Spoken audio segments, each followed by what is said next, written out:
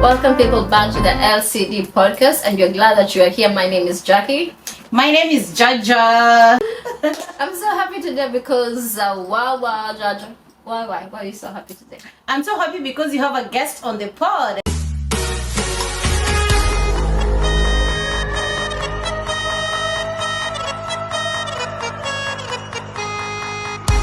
And guys, I just want to say that thank you so much so far for the love, for the support, for the shout outs, for the mentions, for likes, for commenting. Guys, we really appreciate you so much, and we are grateful we are here. Natuliwambia, we said 2024 is gonna be a roller coaster. Follow us on all our social media platform. I am Jael, life as Jael. She is Duncan's. You will definitely get us under the DXB pod. When you get to the DXB pod on Instagram, on TikTok, whatever we are, you will definitely get her bio, her personal bio, and you'll get my personal bio. So guys,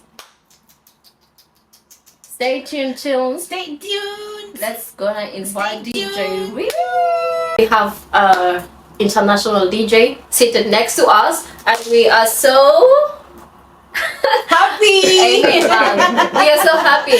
We are delivering. Happy. Yeah? Honestly, you know, it's been a hassle getting someone to come in. No.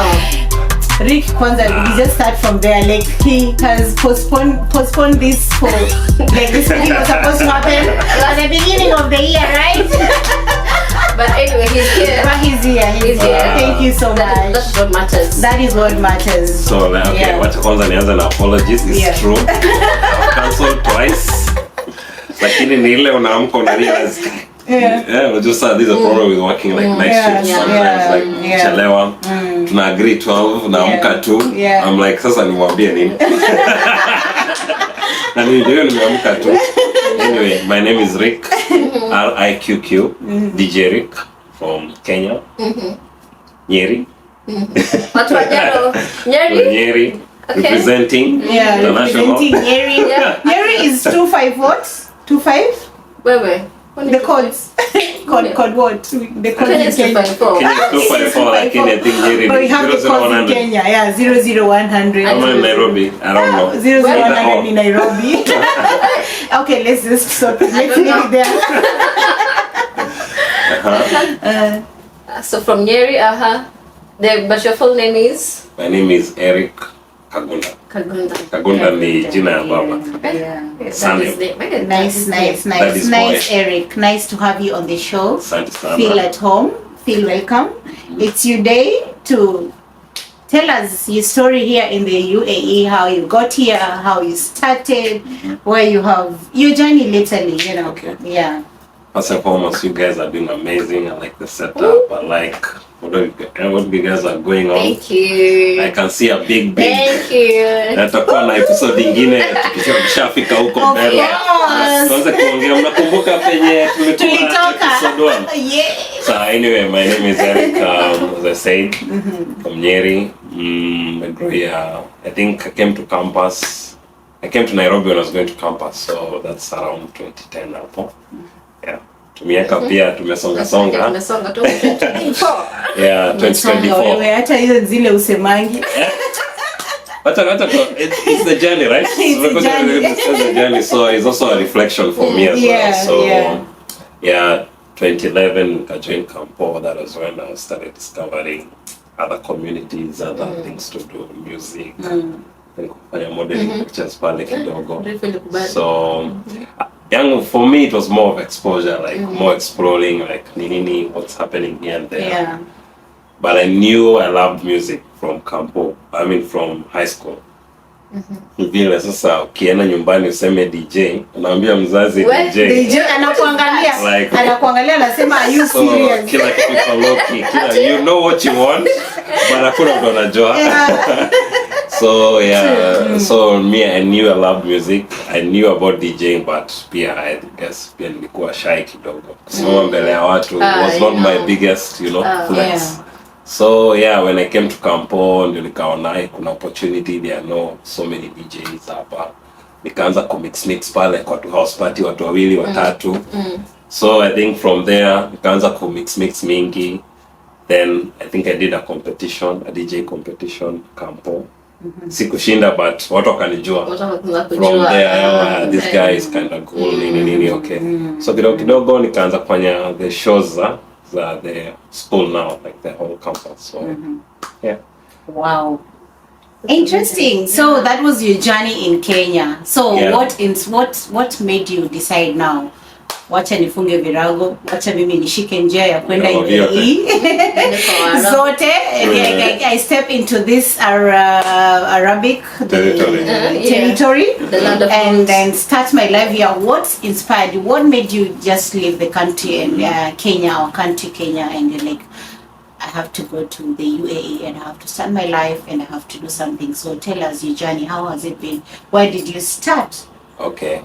So UAE first and foremost was very far-fetched. I never really thought of myself like UAE, but nilikuwa najua UAE from what we see, what everybody sees. Of course. Burj Khalifa, Pale, Lamborghini.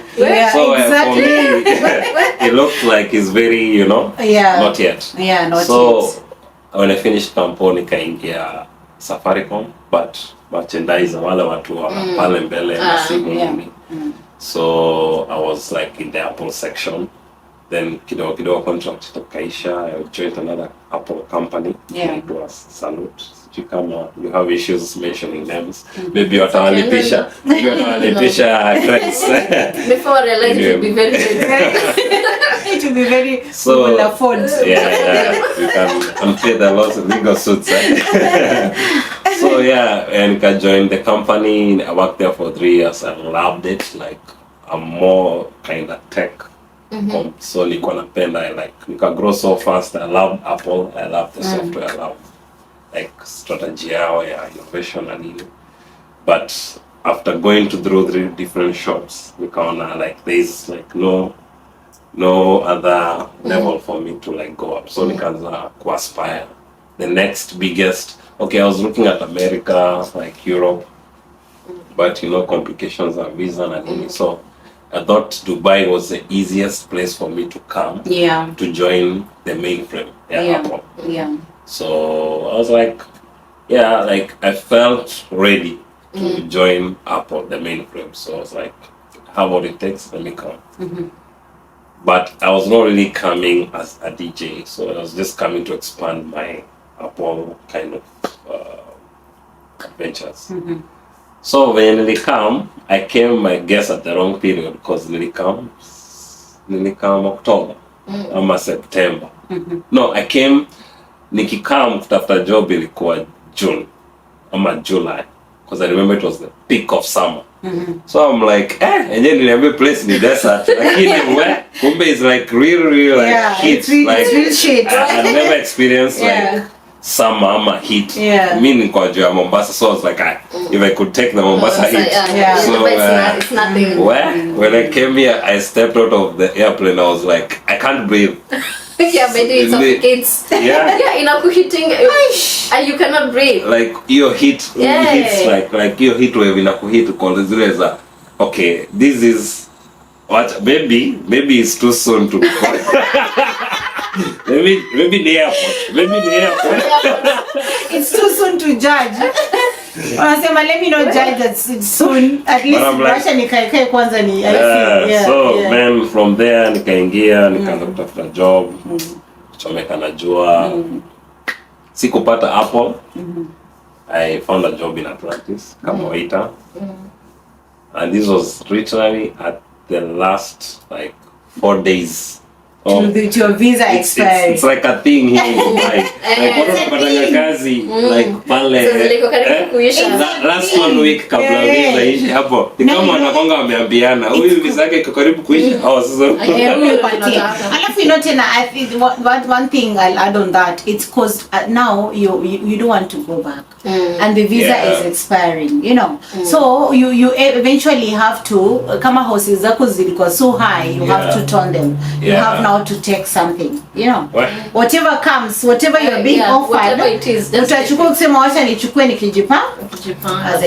Actually that will come to an advice. Mtu anakuja Dubai, kuja with an open mind. Exactly. Mimi nikikuja ungeniambia nikiwa waiter. I was like, Mimi. What you mean? Because mimi. It's not you alone. It's not you alone. Wait. I was humbled by the sun. Na kukosa kazi na kutembea kwa jua. I was like, I'm ready. Mimi nipatieni what will come. I'll do it.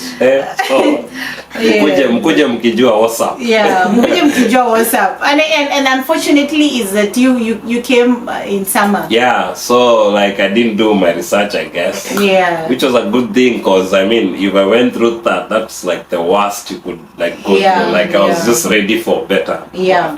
So nikaingia Atlantis. Kafanya pale waiter for like 1 year. Then I met someone in Atlantis, because like I have a history of graphic designing and videography. So I met someone akopoa mambo ya graphics na nini. Akapenda my working kind of flow, cause me, I don't work with time. Like now fanyanga kazi ishe. So with most people he's worked with was like wanafanya kazi 4 hours wanasema. So I think akapenda workflow yangu. Then he introduced me to another company which is like a Latin Spanish company. So nikafanya pale graphic designing, kidogo DJ, then Wow, what a journey. Your journey has, so how long did you work as a waiter? I think around 1 year. 1 year. How was the experience also?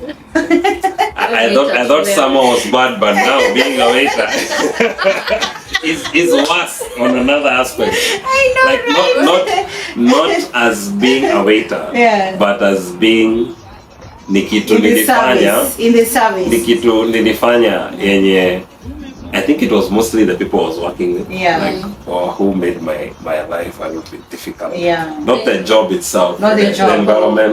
The environment nilikuwa toxic, like walifanya yani siko appreciate your kazi, but I loved waiter, like your job there, waiter, especially Atlantis. The fact that like you could just see anybody, because Atlantis like is kind of big hotel. The kind of guests who come there. So you can just stumble upon like celebrities who come, mnaongea, unamsahau kwa meza, mnaongea. Like nilipendia experience ya random, mnaongea na mtu, someone just tells you about their country, so you almost feel like you know it. Like that was the first part nilipenda sana na waiter. Plus also being service, that's a service, like to service to people, that was a good thing. So after that, I just felt like I needed to focus more on like the reasons why I came, because just either to go closer, not even to Apple, like to computer related fields. Because that was your thing, you know, that was your thing eventually. And I guess I've been lucky, because even then I nilikaa Atlantis for like 1 year, but within the first 6 months in a way nikafanya cross training HR, nikapatiwa kazi ya I think ya kuingia HR kufanya video, so my growth was kinda fast in a way, like, but it came from mostly volunteer. It was a lot of volunteering work. Exactly. So, and one thing I also realized, you know, if you're a creator, if you're a creator, definitely you have to do a lot of volunteering, because it's like you're showing your craft to someone, you know, ni kama unaomba kazi, but you have to do it fast, because it's more hands-on. So it came with a lot of sacrifice, because nilikuwa nafanya split shift. So imagine you're doing one shift, unaingia kazi, unaingia volunteering work from 11 to I think 3, then unafanya jioni, then unaendelea na kazi usiku. So but I think it's just about the vision. So but that's amazing. That's an amazing journey. It's an amazing journey. People najua.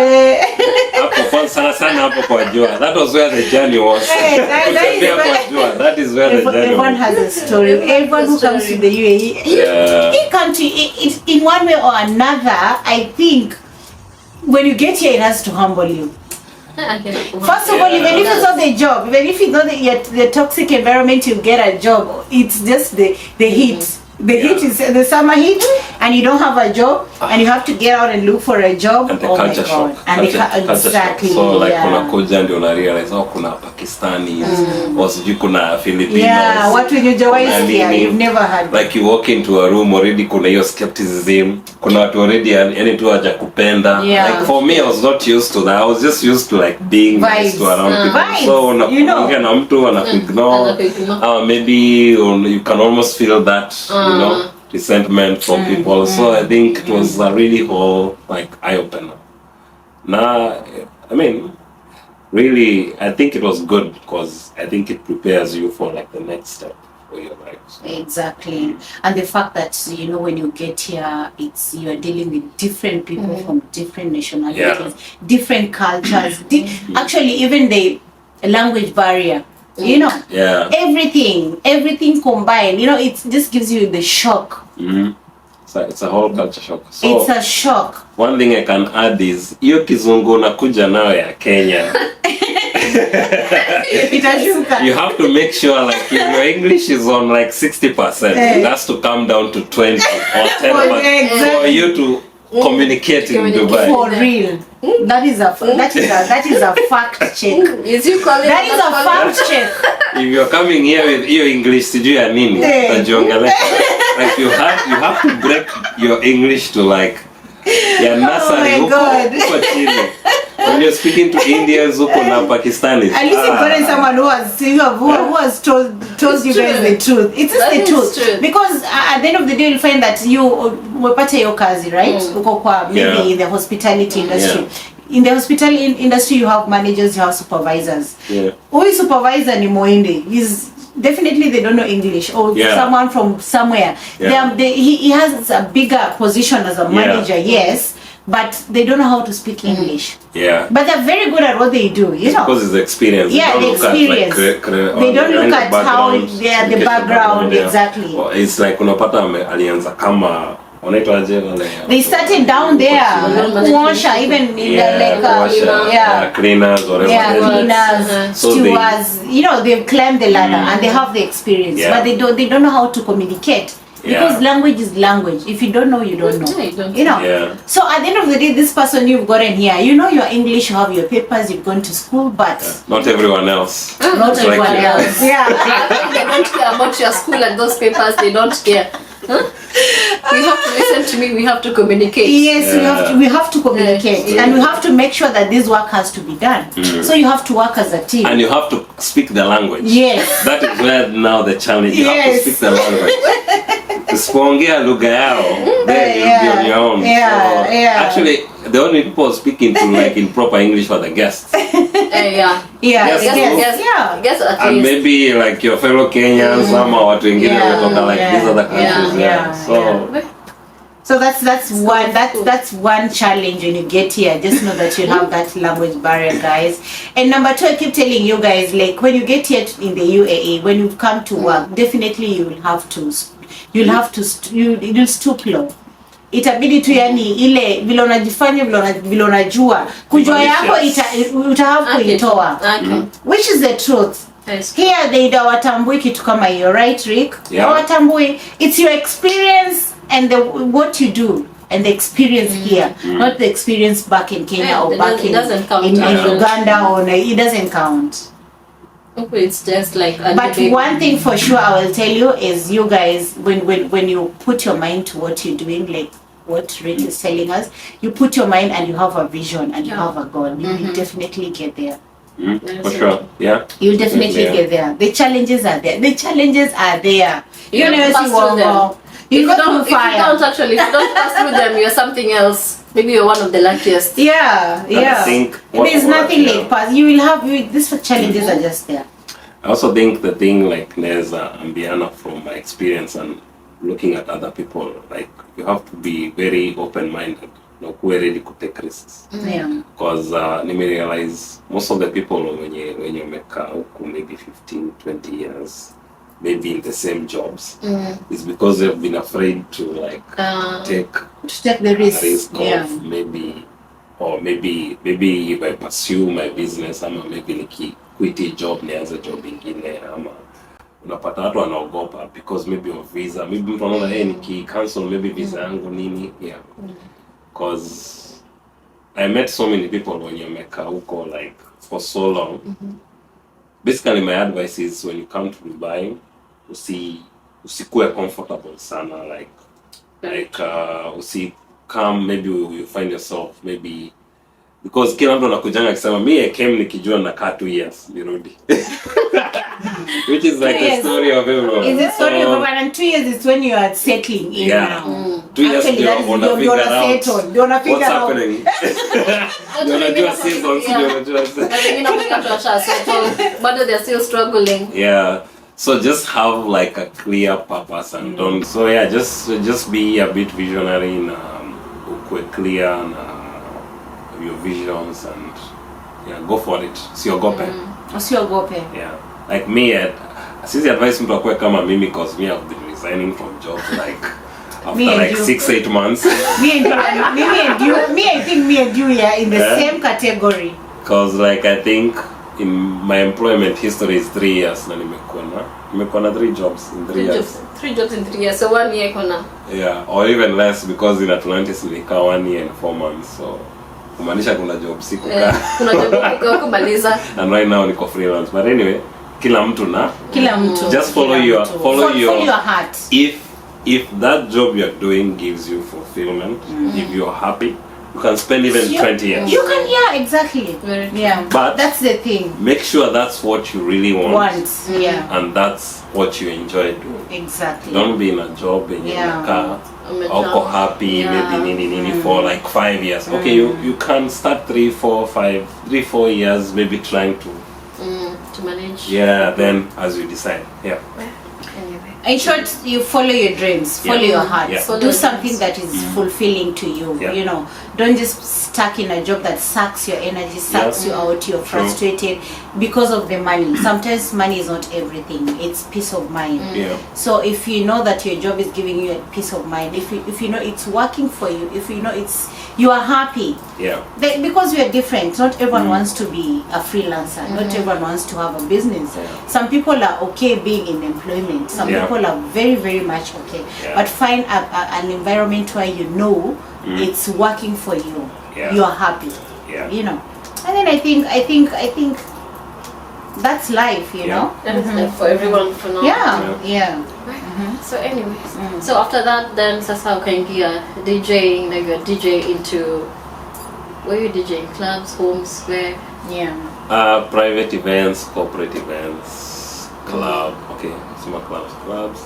Yeah, mostly parties. I do mostly private parties and club scenes and weddings. Kwa hivyo mkiolewa. You're not able to holler. I don't know what's going on first. You never know. Maybe I never want to get married. You never know. Mimi muolewe ndio mnipe kazi. Kazi tutakupatia kazi tena. Baby showers. Everything I can. Alright. So basically, I do mostly club events, weddings. Right now, I'm starting to invest more in weddings because it's really like a special day for someone, and like I just like seeing like what music can do in people's special days. Special days especially. So I've done two. That's a good. I've done two, and until I did those two, I was like, this I kind of like. I like this, you know, like unaona mtu amefurahi kabisa. It's really a good feeling, like using music to like elevate people's spirits and emotions, and it is. And I think that was what brought me to like DJing mostly, was like the ability to raise people's spirits. Because si mtu mmoja ameshaikama kani, you know, I was having a really bad day. But the music, umecheza, like you've played some music, old school, like imenikumbusha the good times, maybe imenikumbusha my high school times, like it's really good when people come to you with such stories. You know, like yani it goes beyond money. Yani kifika ni hapo, like you start now valuing it more than just the value you're getting it back. It's more of service to humanity. You're actually making people feel happy in their special days. it's something. And the bad days. And the bad days, exactly. Yeah. It's something. So I think that's a good thing, and you just choosing that path, and you're like, this is what I want to do, and here you are. You're actually doing good. You're actually doing good. That's why I keep telling you guys, Jackie, we keep telling them, I will still keep telling you guys that one thing I know for a fact, one thing, and DJ Riqq has said it, follow your dreams. It doesn't matter, you'll achieve them at 40, at 50, at 60. Life begins where you tell yourself, I want to live, where you decide.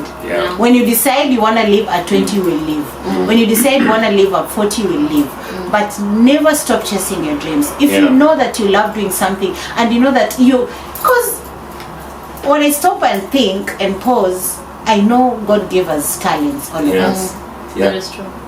This thing that you always do and you're amazing, and then people keep saying, wow, it's something that God gave you. It's up to you to bring it out. And the minute you're going to bring it out, it's going to be amazing. Because it's a talent that God gave you. There's something, there's a scripture for talents. Yes. So the minute you figure no, like you're very spiritual now. Unapenda Bible sana, so you'll tell us that. You'll tell us about that, Jackie. Yes. So but when it comes to your talent, you're good at singing, you're good at crafting, you're good with your hands, and you say that this is what I want to be doing. It's gonna be fulfilling to you, and it's gonna be a service to people you're going to give, because it's coming from God, and the minute you do that, you'll be successful. It doesn't matter. It's going to be easier. It's going to be easy because it's something you love doing. And it's passionate. It comes from the heart. So if you can follow your heart, if you can chase your dreams, if you can actually follow that talent you're given by God, guys, you can definitely conquer in this land like UAE, especially here. They don't value papers. They don't value your degree, your PhD from Africa. They don't. It's your skills. And if you're good at even just stitching, I keep telling you, like, you come here and then you craft those outfits and then you're selling. I'm telling you, and people are loving it, you'll make money. For sure. Maybe one thing I can add on is also the small steps. Like you see, don't focus on making the big leaps. Bigger, yes. Like Nini, just also the small steps. Atakama na take time atakama just make the small steps. The way they always say. How to realize you look back and you're like, hey, that is where I started. I'm all this far, like So like even with you guys, what you're doing here, like. Maybe mtafanya interviews, you'll get lost in the interviews because you'll interview so many people, but one time you look back on your like YouTube and you'll be like, you mean you've interviewed like 100 people, but sometimes you tend to get lost in like the flow. So like just take the small steps now, live in gratitude and acknowledge, like celebrate yourself. Don't see, alafu msiangalie huko nje sana. Don't focus on what other people are doing. Focus on yourself. Ourselves, We are our own competition. When you look in the mirror, I always say, Jackie, I am my own competition. I just want to look. When I look back, I'm looking at my journey. Jana nilikuwa wapi? Leo niko wapi na kesho naenda wapi? That's the best competition you can look at.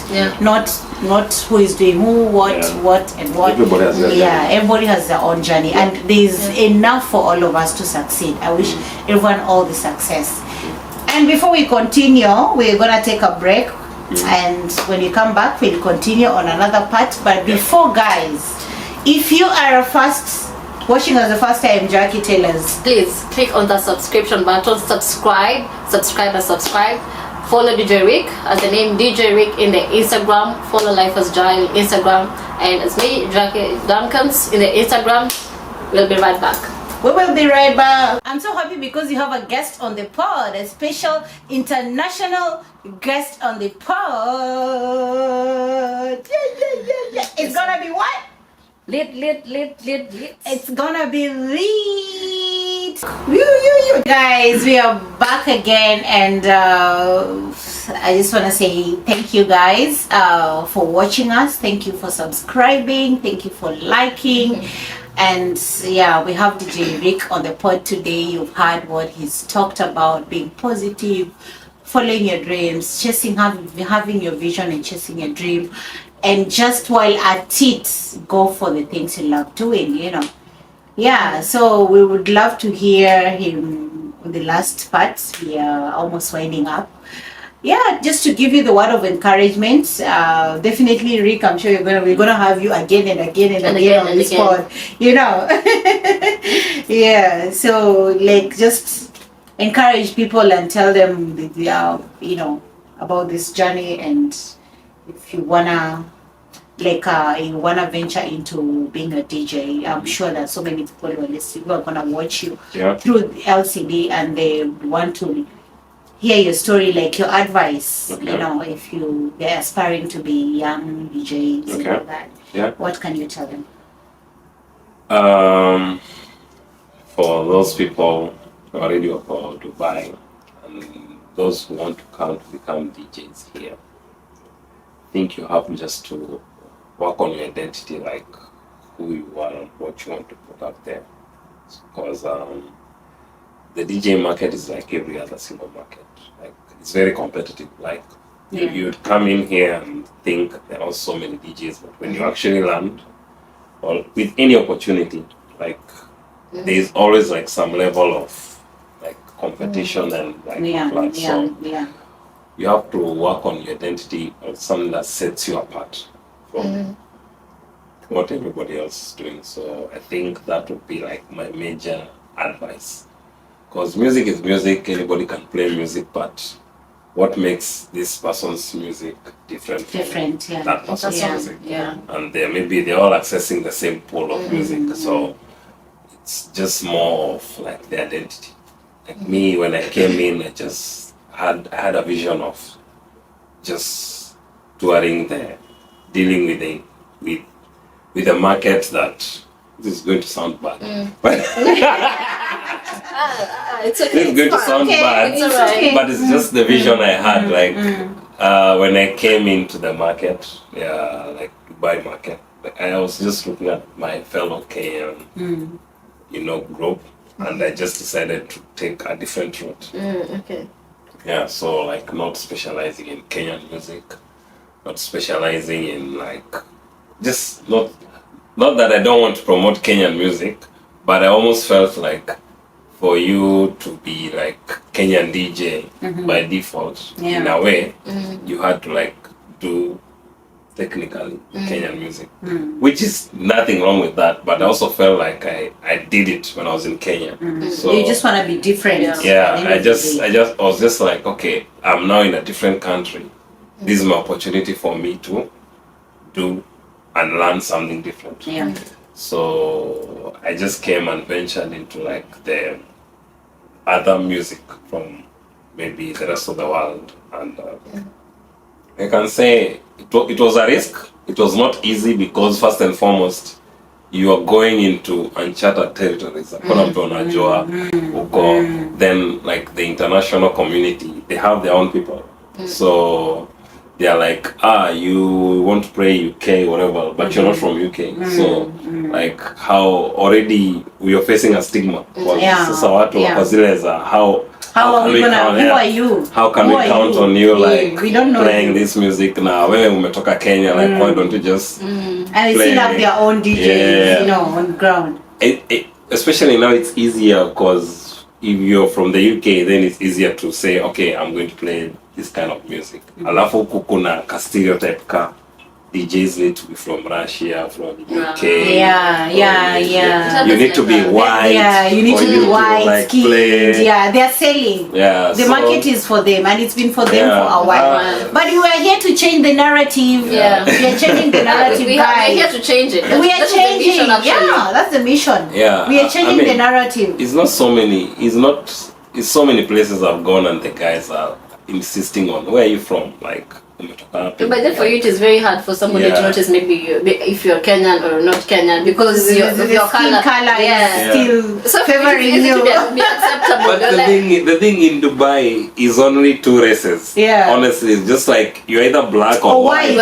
So actually that's it. They don't look at it. They don't look at it because you might think I have a lighter shade, but to them you're black, you're African. So to them, he is black. Yeah, you know these people. To them, you know, white is white. Colorism. Yeah. Iko tu Kenya. Other maybe Kenya. Maybe ukifika huko unaweza kusema there is chocolate, there is nani, kuna light skin, kuna dark skin. Huko sio ni kwetu home.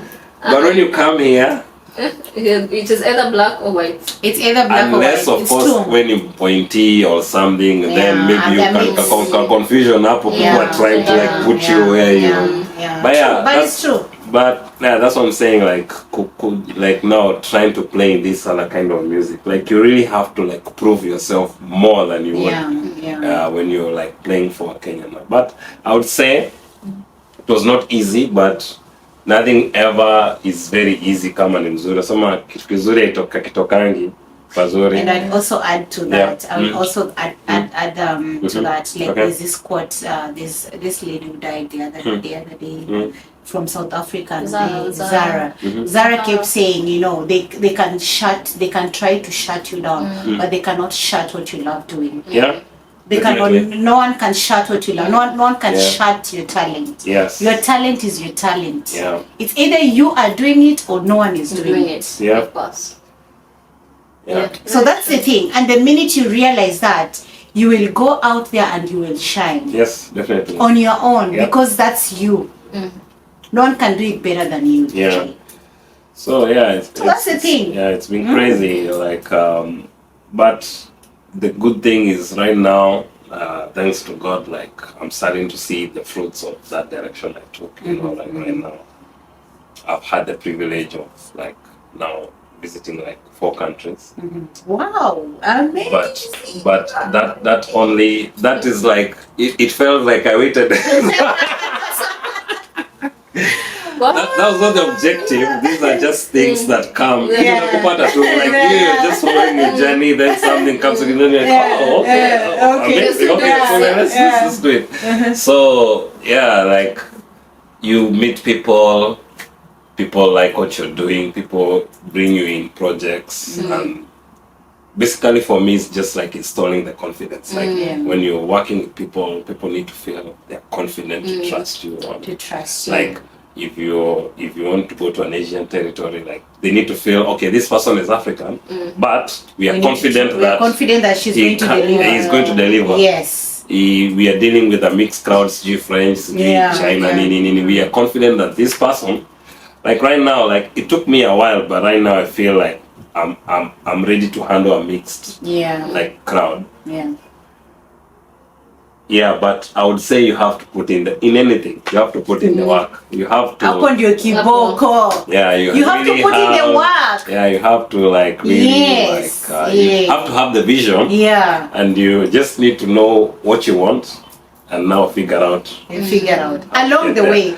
You're doing it as you figure out, because the more you do it, the more you get confident in what you're doing, and the more you also get good at what you're doing. Because if you don't do it, no one perfects in a skill with a day. However much it's a talent that you have it, you have to polish it. You have to make sure that this thing, it's like gold, you know, it comes from you know, it comes from chini. It has gone through fire, it has gone through everything, but it comes out as gold. Very and pure. It's valuable like that. So it's the same thing with your dreams and your passion. When you're chasing something, you have to do it. You have to start from down there. You have to figure out along the way. You have to polish it. Unasema inakaa hivi, inakaa hivi, you know. You polish it along the way, and eventually you get the experience, you get the knowledge, and you're good at it. By the way, when you get to that level, you know your value. There's nothing as good as knowing your value. It's true, definitely. You confidently know your value. You know what you're bringing to the table. So people will be like betting on you, like how much do you want? So now it comes now from you, because when the guys are like, oh, this is what we're offering you. Now it gets to a point. Tell us. What's your price? What's your price? But we need you on the table. And again, like if you're focused on like what you want to do, like things just work out for you. Like what you guys told me about your story. You knew you wanted to do a podcast. You knew you wanted, but situation just brought you guys together. Like it did. It just became so easy for you guys to work. So easy. God brought us together. Yeah. Like we started living together. I was so stranded. Yeah. It's my first year and I've done 3 jobs. Yeah. 3 jobs. Same, First year, 3 jobs. Yeah. You can imagine. I don't have that patience in me. If I feel like this place is not comfortable, I quit. I don't even think twice. Please. On to the next. So that's me. And I met her. And our journey just aligned. So I always look at our journey, me and her, and I'm like, you know what? I always feel God is in this story. Yeah. So you really need to be visionary, and things will just work out. Like you don't know. You only need to know where you're going and what you want, and just work towards it. Like when you started, kumbe tunaweza kaa pamoja, kumbe tunaweza fanya, kumbe we can put a setup. There's an application. I am a good editor. Nini. Things just out of the blues, which is the same thing with me. Like I've met people randomly that have like being the most critical people for me to go from one step to the next, and just in my journey. So also being humble is a big thing. Like you never really know who you're dealing with. Mtu anaweza kosa kukupatia value in terms of money. I mean you may not see the value in face value, but it's a lot of connections, especially in my industry.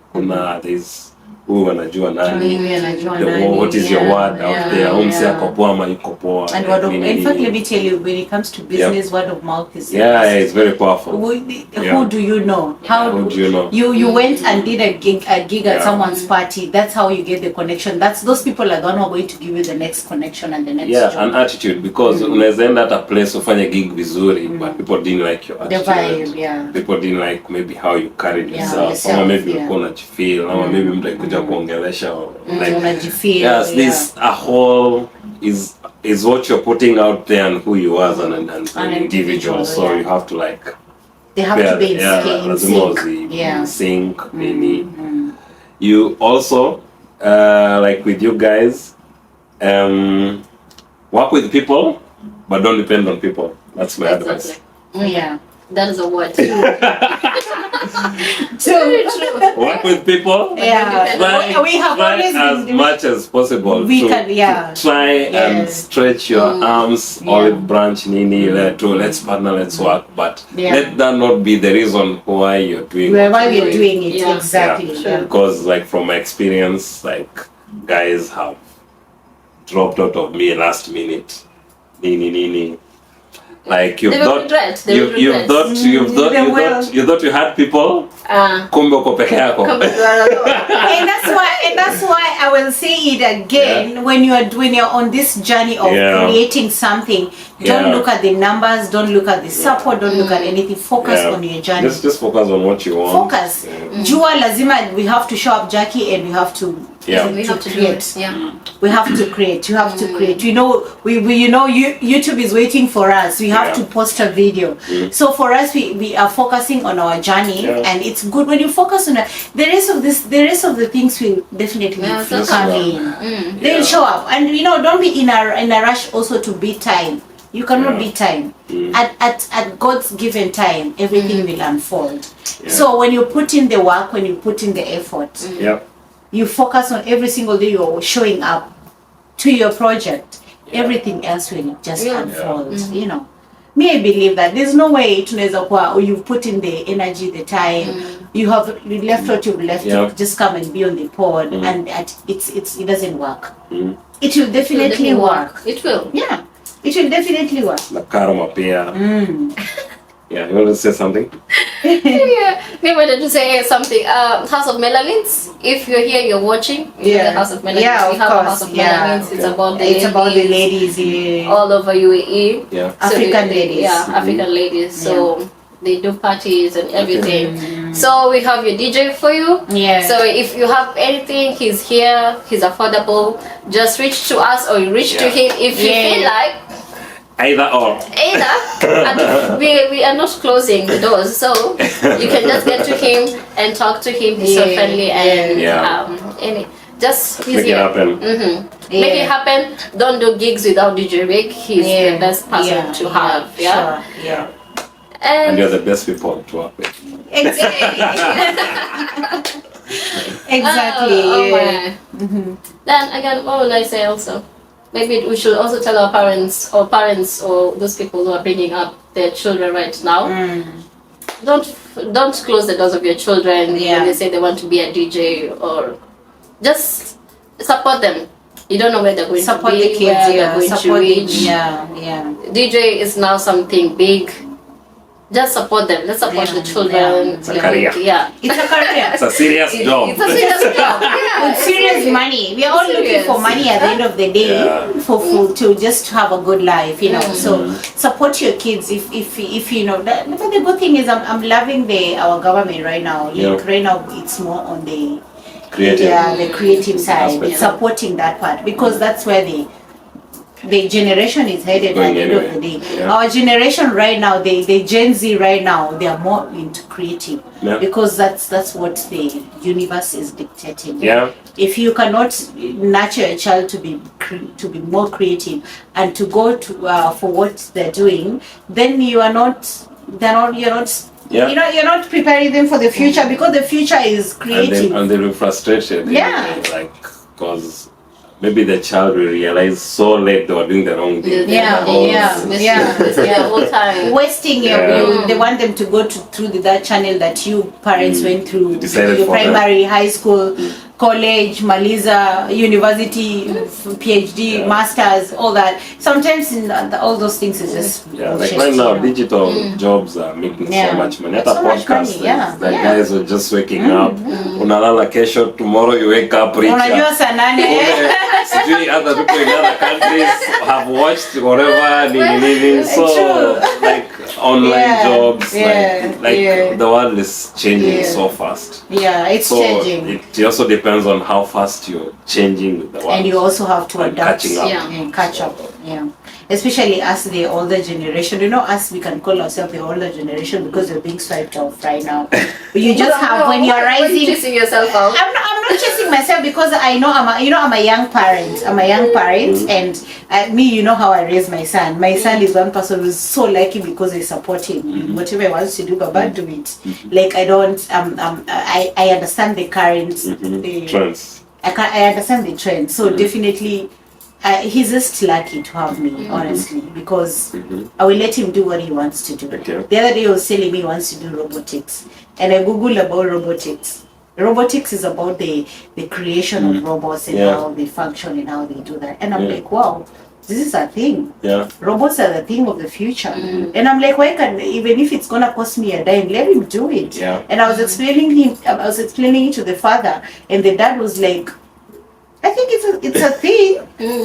So me, I let him play. He wants to do it. It's you invest in them, and at the end of the day, by the time Dylan gets to 18 years, you will be creating a robot, a fucking robot, because he's studying it right now. You know, it's time. It's time, and you know the market also embraces young mind. You can't start studying at 40 or 50 and then you get accepted in the market. They want young minds, especially in the UAE. Age matters. The more you are younger, the more you are advantaged.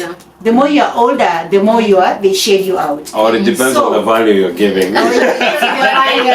If you are older and you have the experience here for like 20 years, they will keep you.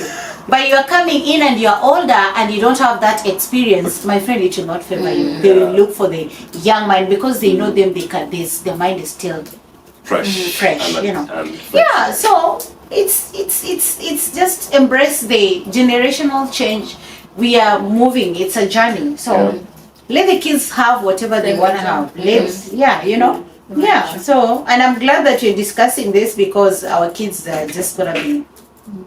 Me and I'm always like, I know this he's just gonna come and tell me, oh mommy, I think this is what we should do. You know, they give you solutions, because when you're growing older, you need them to give you solutions. They understand the market better. The universe, So let us. It was amazing. Is there anything else, Riqq, you wanna add to today's? I really don't. thing. So only thing I would say is just whatever I said before. Just stay focused. Be humble. Be nice. Be kind to people. Yeah, and work hard. And work hard.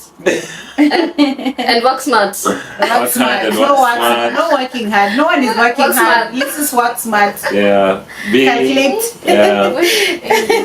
Yes. Yeah. I guess now is the time to wrap it up. Yeah.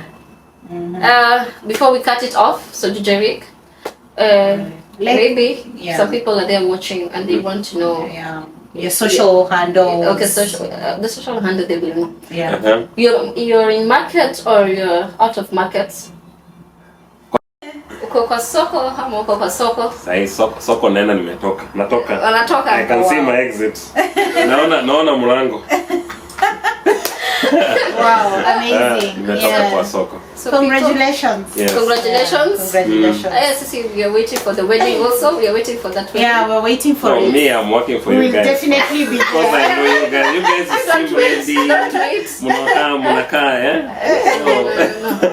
Mabwana siku hizi wamekuwa mabwana siku hizi wamekuwa kuwapata imekuwa mawe.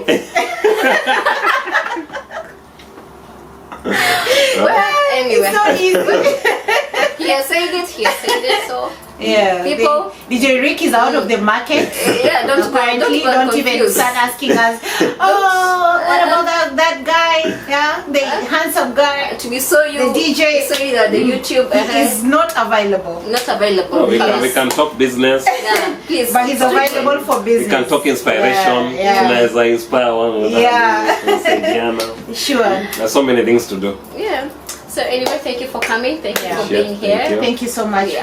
We really appreciate you. Asante sana. I know you have sacrificed. Like you were like, I can't let these girls down again. And thank you so much. We really appreciate you. Hapo jana nili make sure leo nalala mapema because I cannot afford to give the same reason like I gave last time. But anyway, thanks for having me. It was amazing. Yeah. But it's a good feeling for someone to like ask you your journey, you know, like and you know, everybody has got a journey, and I've been inspired by people. Some people I maybe I'll inspire someone else. Definitely. So thank you for giving me the platform. Don't forget that this video is gonna be on YouTube forever. Forever. Yeah. So forever. Forever and ever. So guys are gonna be definitely. Let me think about what I said through. Whether it's something I need to change. No, kila kitu iko sawa. Iko sawa. Don't change anything. So anyway. Thanks. People, thank you for being here. Subscribe for those who have not subscribed. Like, comment, and follow DJ Riqq handles: IG, Facebook, Twitter. Yes, I guess I said everything. And TikTok, by the way, I'm starting to upload a lot. TikTok is big still, Sema. Yeah, DJ Riqq. DJ Riqq. All the social media DJ Riqq. DJ Riqq. Yeah. Parties, birthdays, you know what, whatever. Private events. Yacht parties. We have our DJ on the show. On LCD we have DJ Riqq. Yeah. So guys, thank you so much for watching. I'm gonna throw my part. I want to appreciate DJ Riqq for coming today. Thank you so much, DJ Riqq. We appreciate you. I'm sure we're gonna have you again on the show. Yeah, we will definitely have you on the show. And this time we want to have him DJ. Live. Yes. The next show we are DJing, we are going live. Actually, we are going live. If you dance, I will DJ. We will dance, we will try. We will try. We will definitely try. I will not try to DJ. Me, I will DJ. I think we should plan and have a live together. Yeah, we will do so. A live on YouTube, and have him just DJ and us just talking and just giving them people good vibes. I think it can be a very nice show. One of these days. It will be. So thank you, DJ. Anyway, my name is Jackie. My name is Jaja. And his name is Riqq with a Q. I-Q-Q. Cheers, bye. Cheers, bye guys. Mwah.